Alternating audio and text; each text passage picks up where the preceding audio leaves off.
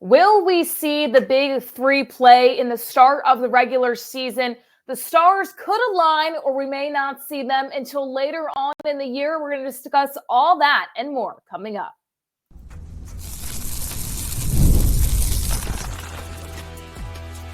You are Locked On 76ers, your daily Philadelphia 76ers podcast, part of the Locked On Podcast Network, your team every day.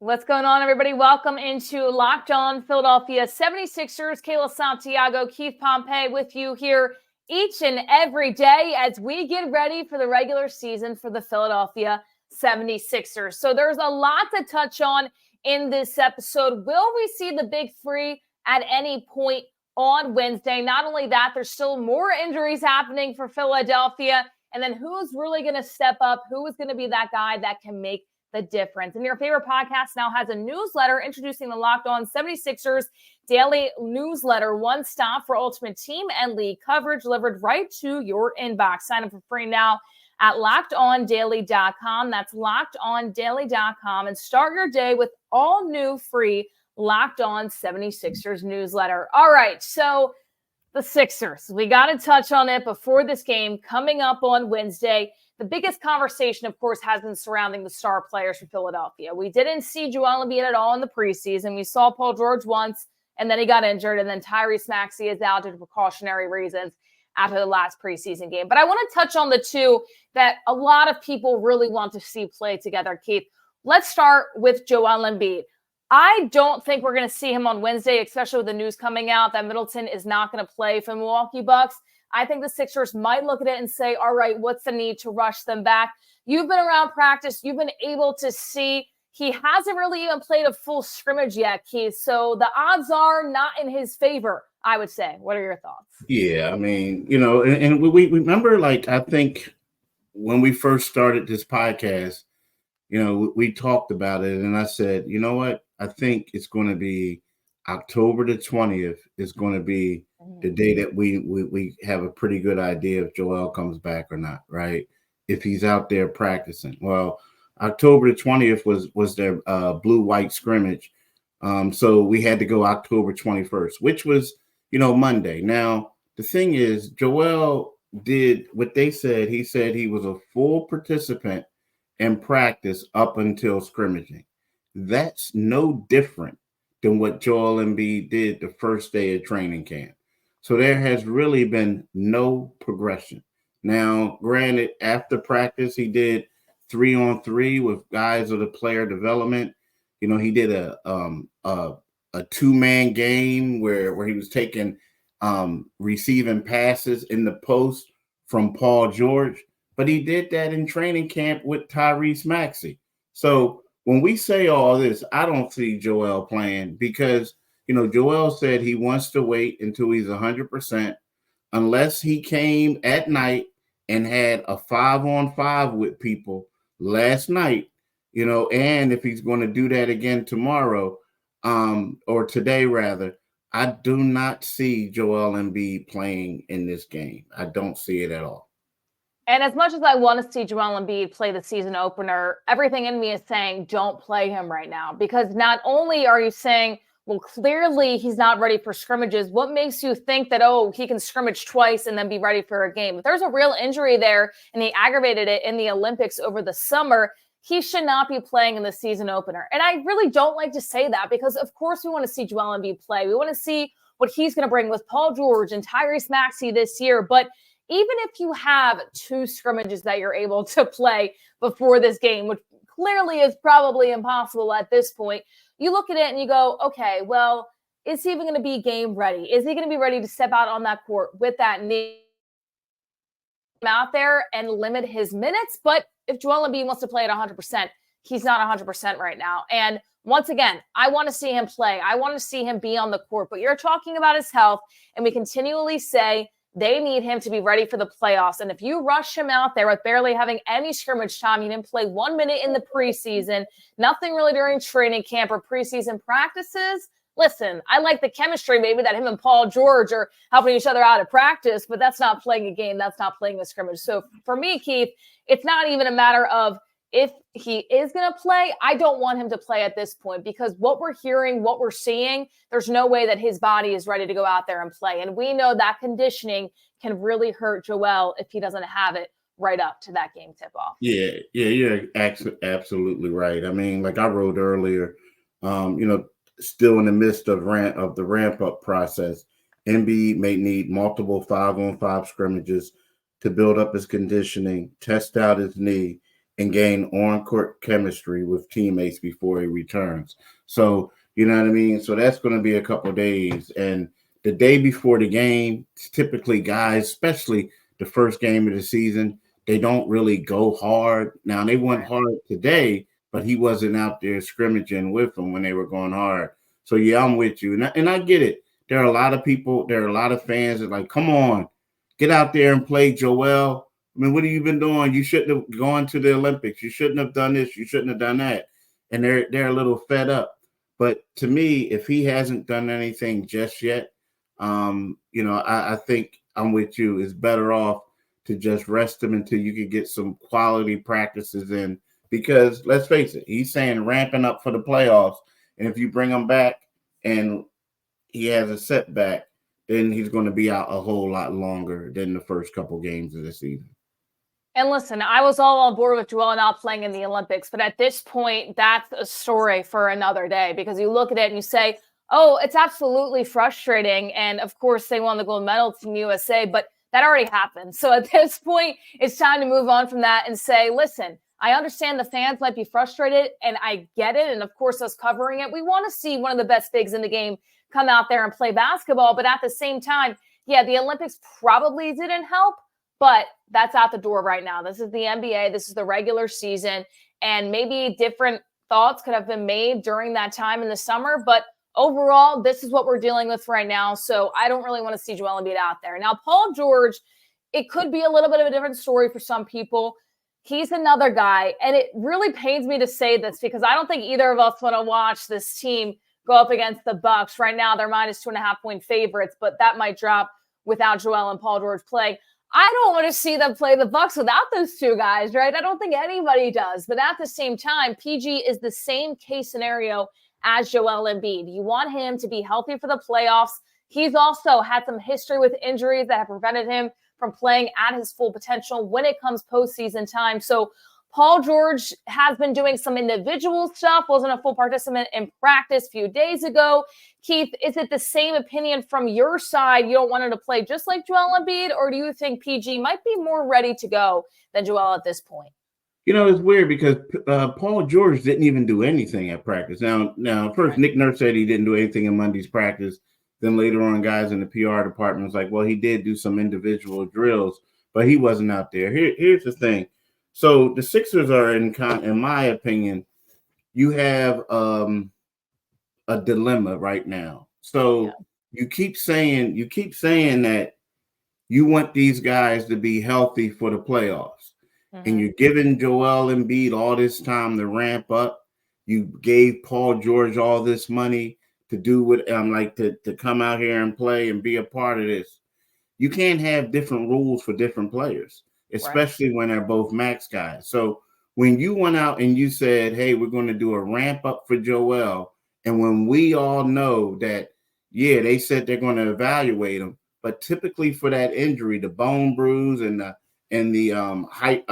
hyperextending your knee, that typically the heal is normally 2 weeks, right? If it's a mild one. So if you don't want to rush Joel Embiid back, then you have to do the same for Paul George, in my opinion. You have to be like, hey, bro, come back when you're ready. Now, if he comes out and says, no, I'm fired up and I want to be there for my team, then okay, you let him play. But aside from that, you think that he suffered that injury on last Monday. It was last Monday when he suffered it. So you say to yourself, well, maybe he go next Sunday against Indiana. And if not, he'll definitely go when Detroit comes, right? So to me, it's one of those things where you got to just rest the guy, because you don't want him to feel like we need you to hurry up and play and put the pressure on him when Embiid it hasn't even done 5-on-5 scrimmages.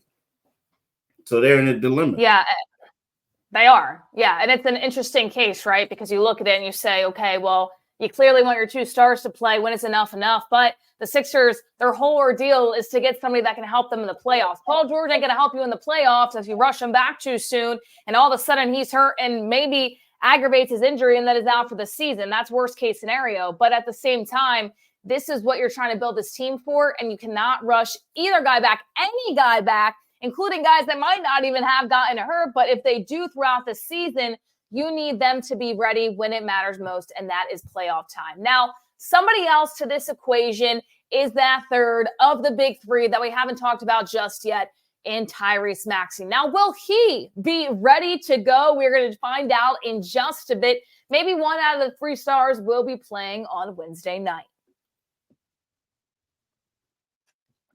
But hey, NFL fans, you can start the season with a big return to FanDuel, America's #1 sportsbook. So when you get a hunch in the middle of a game, you can check out the latest stats, view live play-by-play, and so much more on the same page where you place your bets. You'll get started with $200 in bonus bets guaranteed when you place your first $5 bet. That's FanDuel.com. Make sure you visit FanDuel.com today. So let's talk some bets that you might want to make. We're going to go to the gridiron, the NFL Thursday night action. The Vikings are -3.5 favorites over the Rams right now. So make sure you hop on that. We're getting even closer to Thursday. So if you want to bet that game, well, FanDuel has your spreads and everything in between. Some really good parlays on that contest too. And even though the Eagles got a win this weekend, yes, I'm talking the Philadelphia Eagles, they are -2.5 underdogs against the Cincinnati Bengals going into that game.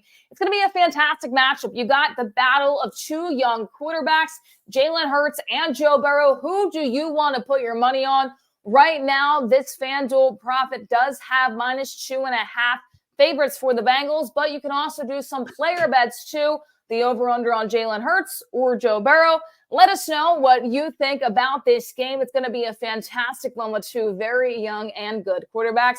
You can place all your bets at FanDuel. You won't want to miss it, so make sure you head over to FanDuel right now, America's #1 sportsbook.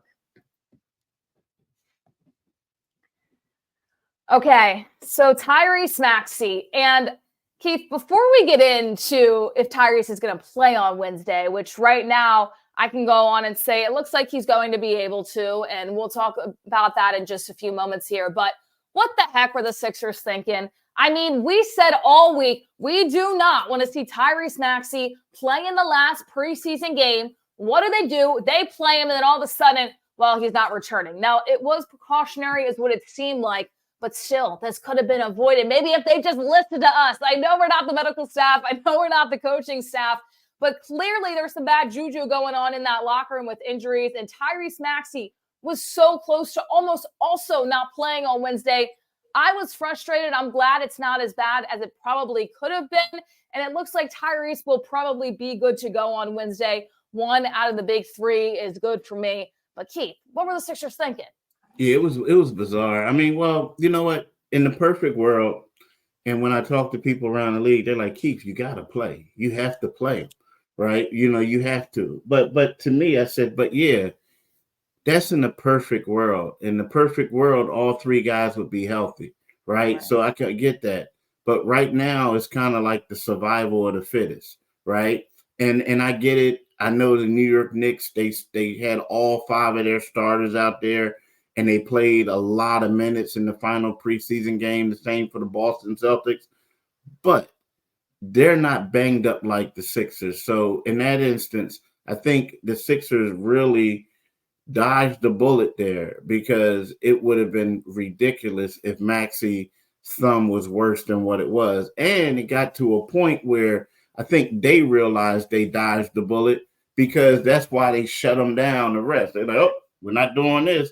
It's kind of like where you where you walk outside and there's a car coming, and next thing you know, it's like you're about to step in the street. You're like, ooh, you back up, and then you're like, oh, I think I'm gonna stay inside or something like that, right? But that's what the Sixers did. They basically knew they did wrong or made a mistake, and they didn't want to make it worse, you know, because it would have been devastating if all three of them were out for the start of the season. And I do understand when people say, well, they got to play. Absolutely. Yeah. They're professional basketball players. I agree with that. So Tyrese did play in the other preseason games prior. And knowing Tyrese, just having those conversations with him, of course he wants to play. He's a competitor. He wants to play every single minute of every single game. He wants to go out there, even if it's a preseason game where both sides aren't playing any of their main guys. Tyrese, you can still see him on the floor. And trust me, I understand that. But at the same time, once again, there was no chemistry to be built with Joel Embiid, Tyrese Maxey, and Paul George. Number one. Number two, you're already worried about injuries with Paul George, Joel Embiid. Not only that, Jared McCain the game before, and then you put Tyrese Maxey out there on the floor. And thank goodness nothing worse happened than it was really, really scary, though, in the moment that could have happened. But at the same time, I understand you have to play. I'm sure Tyrese wanted to play, right? I'm sure Tyrese wasn't like, take me out.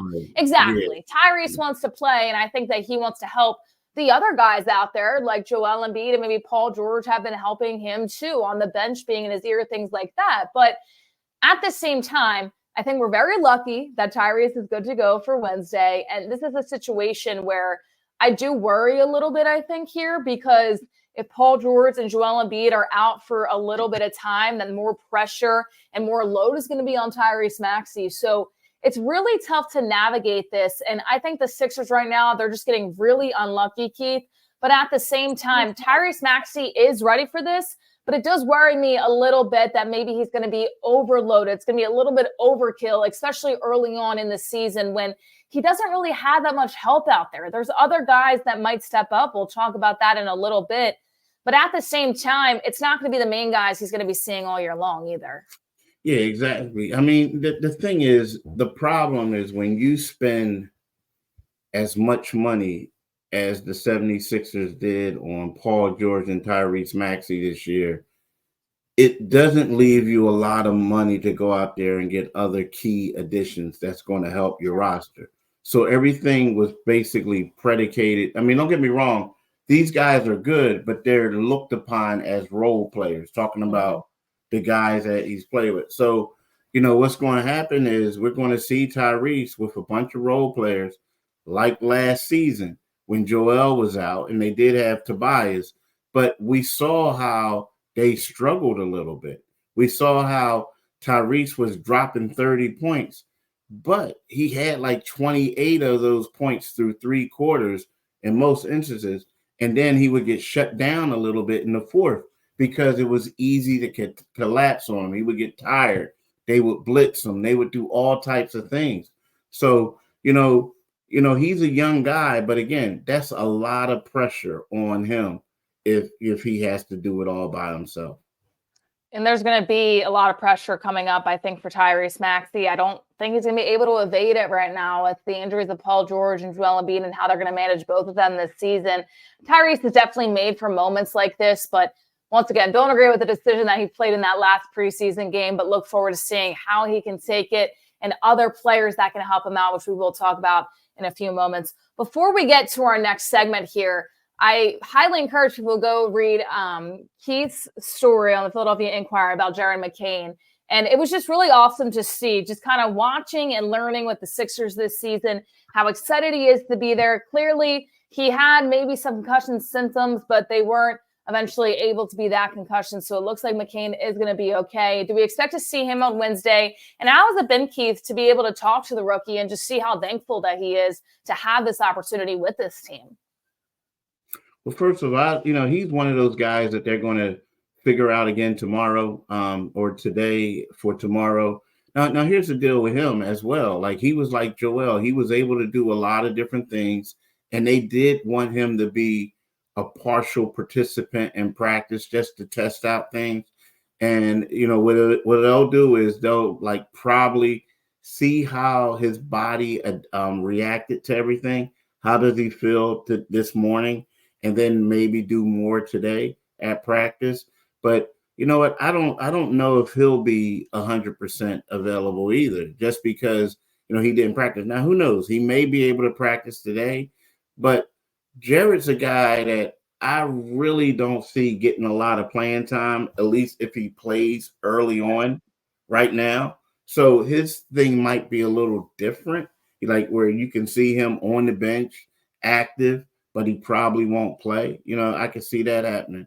Now, in regards to him, I'm here to tell you, you know, Jared is probably, and I've only been around him a short period of time, you know, since he was drafted. But in regards to dealing with people, he's probably one of the best young guys I ever dealt with. To be such a high profile guy, right? He's really humble. He's very thankful. And, you know, he said, you know, he thanks God for putting him in this situation.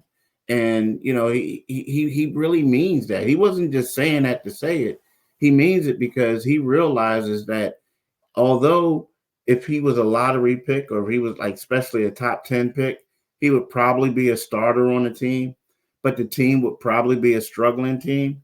And in addition to that, he wouldn't have a future Hall of Famer in like Kyle Lowry, who won an NBA championship. He wouldn't have Paul George. He wouldn't have Joel Embiid, Tyrese Maxey, you know, Andre Drummond. The list goes on and on of guys that he can get knowledge from. So he feels like right now, you know, his being on the 76ers is probably aiding him to have a long career in the NBA just because of the knowledge he's going to gain. And he's just going to get better because he's in practices with elite players. So that's how he looks at it.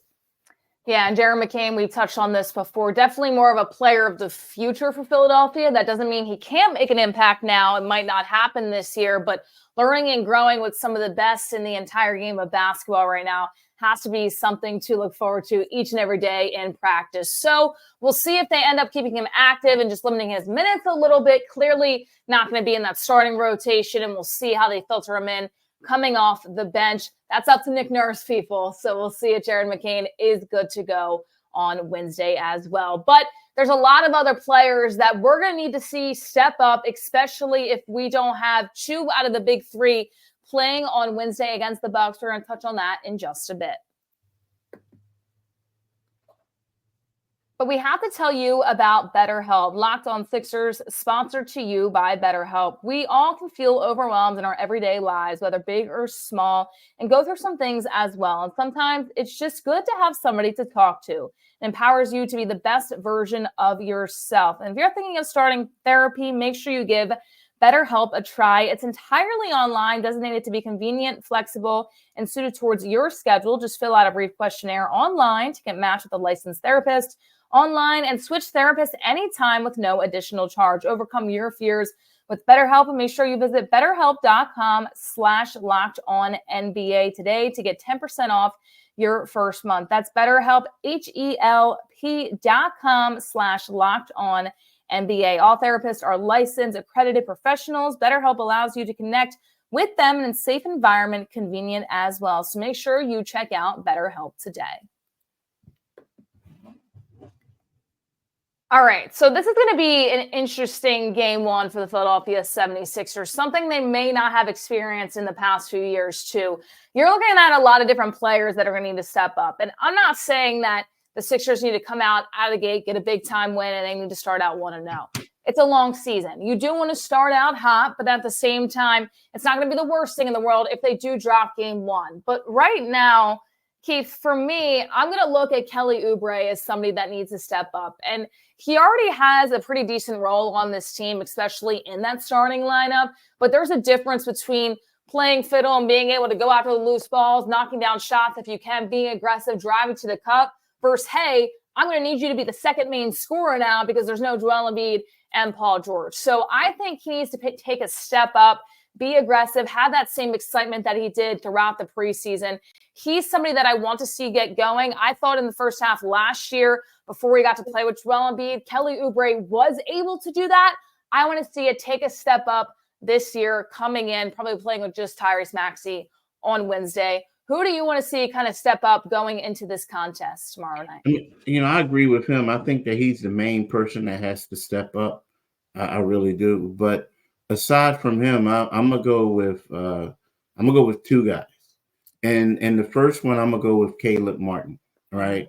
And the reason why I think that he needs to step up is because he's shown in Miami, especially against the Boston Celtics, that he can light it up, right? And if people aren't there, Caleb right now, he's a role player. They've got him to be a role player. He does all the, set their screens, defend, does all the stuff that you kind of don't see on the box score.